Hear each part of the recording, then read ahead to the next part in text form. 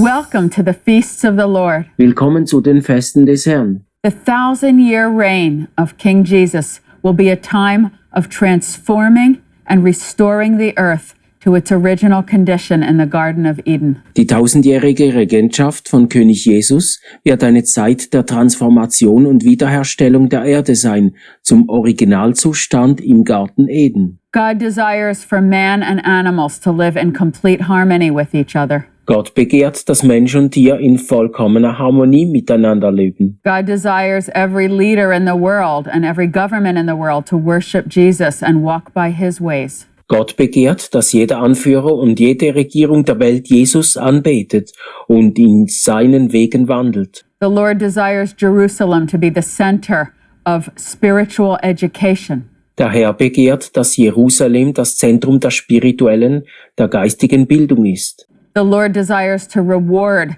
his overcoming bride by giving them thrones or governmental seats of authority. Der Herr begehrt, seiner Braut, die überwunden hat, Throne oder Regierungssitze der Autorität zu geben. Let's look at Isaiah chapter 2 and verses 1 to 4. Schauen wir uns Jesaja Kapitel 2, die Verse 1 bis 4 an. In the last days, the mountain of the Lord's temple will be established as chief among the mountains, and it will be raised above the hills.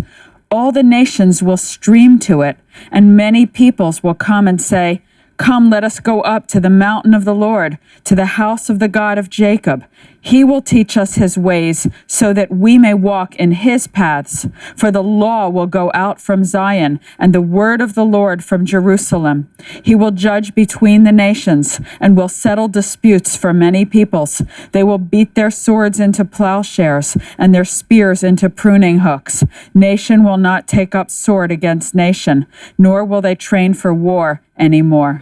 Juda und Jerusalem schaute. Ja, es wird geschehen am Ende der Tage. Da wird der Berg des Hauses des Herrn fest gegründet stehen, an der Spitze der Berge, und er wird erhaben sein über alle Höhen. Und alle Heiden werden zu ihm strömen, und viele Völker werden hingehen und sagen, kommt, lasst uns hinaufziehen zum Berg des Herrn, zum Haus des Gottes Jakobs, damit er uns belehre über seine Wege und wir auf seinen Pfaden wandeln. Denn von Zion wird das Gesetz ausgehen und das Wort des Herrn von Jerusalem.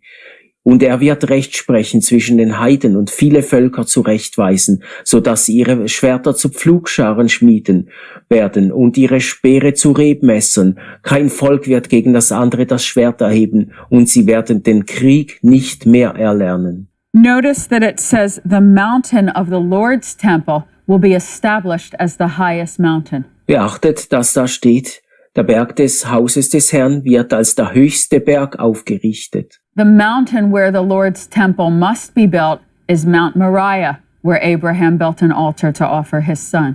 Der Berg, wo der Tempel des Herrn gebaut werden muss, ist der Moriaberg, wo Abraham einen Altar baute, um seinen Sohn zu opfern. So Isaiah tells us that this mountain will be physically raised higher than the other mountains of Jerusalem, which are many. Jesaja sagt uns also, dass dieser Berg höher erhoben wird als alle anderen Berge in Jerusalem, und deren sind viele.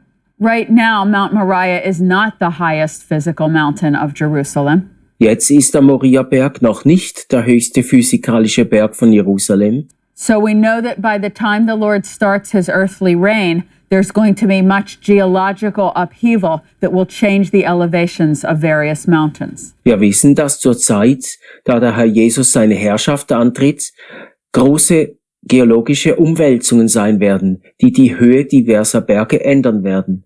Just like right now in the heavenly temple, the Father's throne is higher than everything else. Wie schon jetzt im himmlischen Tempel, der Thron des Vaters ist höher als alles sonst. In the same way, when the Son, the Lord Yeshua, comes to rule and reign on the earth, his throne must be on the highest mountain. In gleicher Weise, wenn der Sohn, der Herr Jeschua, auf die Erde kommt, um zu herrschen und zu regieren, muss sein Thron auf dem höchsten Berg sein.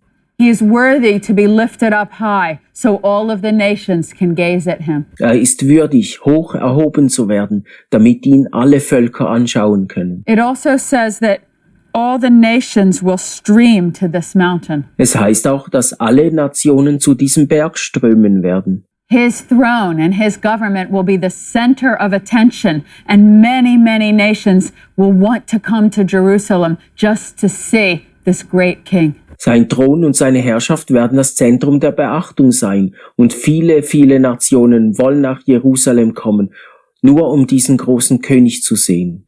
You might wonder, well, by what means of transportation will we have to travel to Jerusalem in those days? Ihr werdet euch fragen, mit welchen Transportmitteln werden wir in jenen Tagen nach Jerusalem gelangen? I believe that the Lord will reform the transportation industry so that travel will be physical travel, but it will not be as difficult and stressful as it is now. Ich glaube, dass der Herr die Transportindustrie reformieren wird. Das Reisen immer noch physisch ist, aber nicht mehr so kompliziert und stressig. And it says many peoples will come and say, "Come, let us go up to the mountain of the Lord, to the house of the God of Jacob. He will teach us his ways, so that we may walk in his path." Und viele Leute werden sagen, kommt, lasst uns auf den Berg des Herrn gehen, zum Haus des Gottes von Jakob, damit er uns belehre über seine Wege und wir auf seinen Pfaden wandeln. You see, Jerusalem at that time will be the center of spiritual education.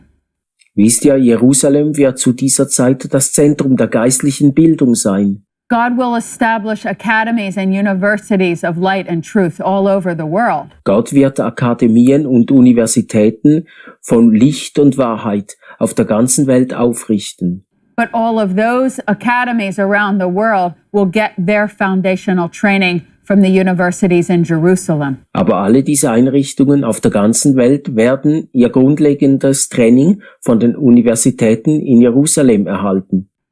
These classes and university courses will be taught by resurrected saints who have proved worthy to the Lord to teach the flock. Diese Schulklassen und Hochschulkurse werden abgehalten von auferstandenen Heiligen, die sich dem Herrn als würdig erwiesen haben, die Herde zu lehren. That means it will include the resurrected saints of our generation who just got their reward. Das bezieht die Heiligen unserer Generation mit ein, die gerade ihren Lohn empfangen haben.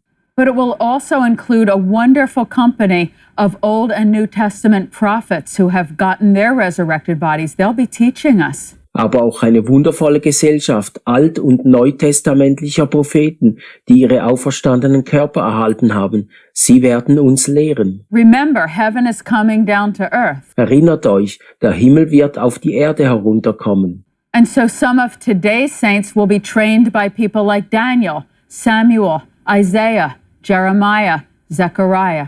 Und einige der heutigen Heiligen werden gelehrt werden von Daniel, Samuel, Jesaja, Jeremia, Zacharia. It will be a wonderful working relationship between earthly saints and those who have gone before us from heaven. Und es wird eine wunderbar funktionierende Beziehung sein zwischen den irdischen Heiligen und denen vom Himmel, die uns vorausgegangen sind. And then it says, the law or the Torah will go forth from Zion and the word of the Lord from Jerusalem. Und dann heißt es, das Gesetz oder die Tora wird von Zion ausgehen und das Wort Gottes von Jerusalem. There are some Christians that teach that the law is finished and the law of Moses has no relevance to a Christian's life. Da gibt es ein paar Christen, die lehren, dass das Gesetz beendet ist und das Gesetz Moses keine Relevanz mehr hat im Leben eines Christen. There are teachings that oversimplify this and say, we're not under the law, we're under grace, as if those two things are opposites. Da gibt es Lehren, die das zu sehr vereinfachen, indem sie sagen, wir sind nicht unter dem Gesetz, wir sind unter der Gnade, als ob diese zwei Dinge gegensätzlich wären. But I ask you a question. Aber ich frage euch etwas. If the law is no longer relevant, why are thousands of people streaming to Jerusalem during the millennium to learn the law of Moses? Wenn das Gesetz nicht länger relevant ist, warum strömen dann tausende Leute nach Jerusalem während des Millenniums, um das Gesetz Moses zu lernen? Let's just learn a couple very basic truths about the law and grace. Lasst uns ein paar grundlegende Wahrheiten über Gesetz und Gnade lernen. First of all, the law of Moses was never about people earning their salvation by good deeds. Erstens, im Gesetz Moses ging es nie darum, dass sich die Leute ihre Errettung durch gute Taten verdienten.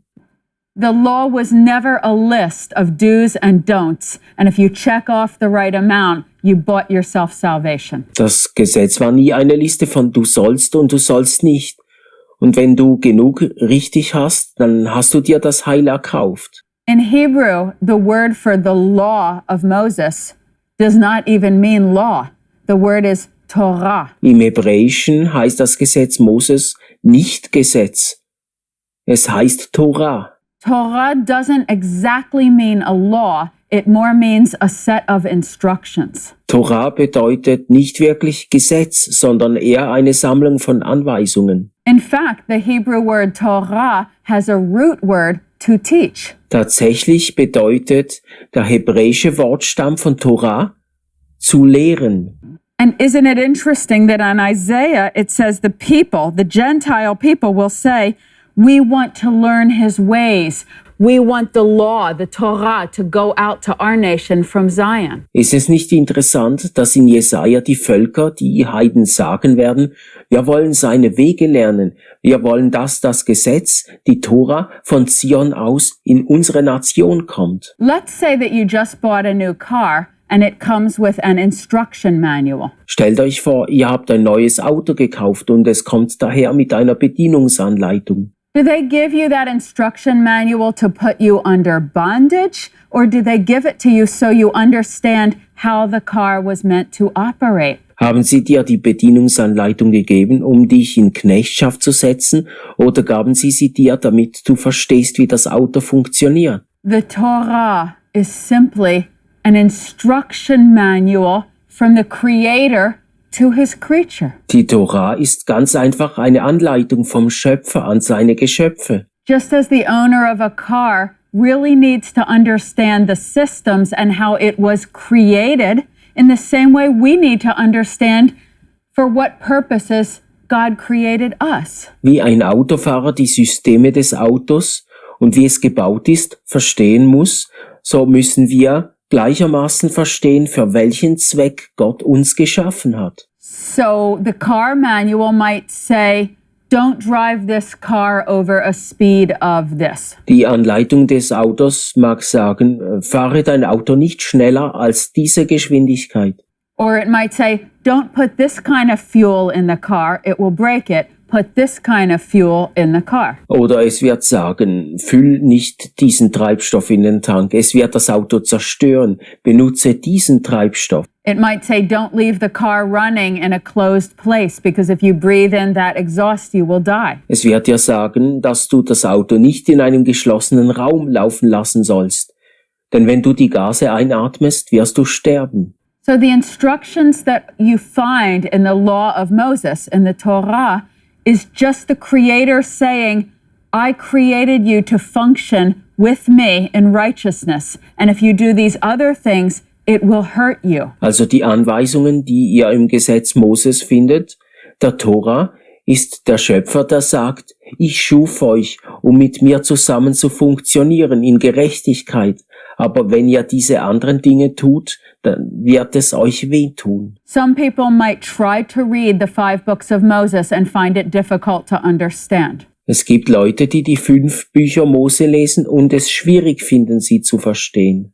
But God is now sending out wonderful spirit-filled teachers to the nations to help them understand really how simple and easy to apply the law is to our own lives. Aber Gott sendet nun wundervoll geisterfüllte Lehrer zu den Völkern, um ihnen zu verstehen helfen, wie einfach und leicht es ist, das Gesetz in unserem Leben anzuwenden. When you study the law of Moses, you actually learn how your father thinks and feels about many things. Wenn ihr das Gesetz Moses studiert, dann lernt ihr, wie der Vater über viele Dinge denkt und fühlt. You learn what he loves and what he hates. Ihr lernt, was er liebt und was er hasst. So if you don't know the Torah, you might accidentally be doing things that he hates, but you never learned the law, so you don't know he hates it. Wenn ihr also die Tora nicht gelernt habt, dann tut ihr vielleicht unbewusst Dinge, die Gott hasst.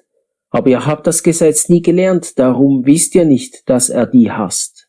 But God is now stirring up such a desire in the heart of his Gentile bride from all the nations. Aber Gott wühlt ein Begehren auf im Herzen seiner heidnischen Braut aus allen Nationen. They're saying, Lord Jesus, I want to love what you love and hate what you hate. Sie sagen, Herr Jesus, ich will lieben, was du liebst und hassen, was du hasst. I don't want to be so ignorant of what you think about things that I'm accidentally breaking your heart every day. Ich will nicht so ignorant sein darüber, wie du über Dinge denkst, dass ich aus Versehen täglich dein Herz breche. That's why during the millennium, it says that many peoples and nations will say, let us go up to the house of the God of Jacob so that he can teach us his ways and then we're able to walk in his paths. Darum gehen im tausendjährigen Reich viele Völker und Nationen hin und sagen, kommt, lasst uns hinaufziehen zum Haus des Gottes Jakobs, damit er uns belehre über seine Wege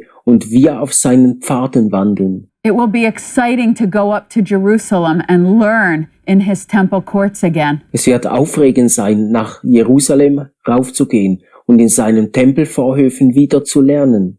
And then finally the nations will be conformed to the image of their king. Und dann werden die Nationen schlussendlich dem Bildnis ihres Königs angeglichen.